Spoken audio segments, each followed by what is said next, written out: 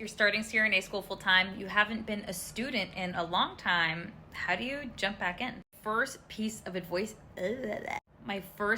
advice is to get organized. Make sure in the beginning of the semester that you go through all of your syllabi and you have every single test due date laid out on your calendar, every single major assignment laid out, and then you start organizing class by class, one at a time, what you need to be studying when.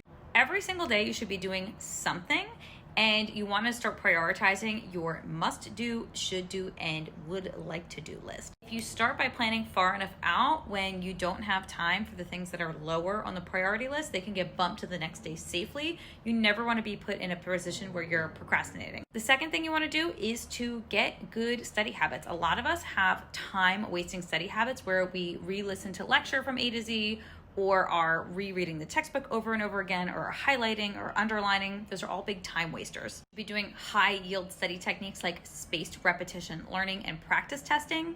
This is where making your own Anki decks come in, or you could use Quizlet or physical flashcards, and you should be refreshing concepts over and over. Teach back methods and doing brain dumps where you're recalling information without cheating are also helpful as well. And probably the most important part that I never did before CRNA school is priming. Courtney, her username is NurseLamRN, talks about this recently. This is when you read before classes. Use Morgan and Mikhail.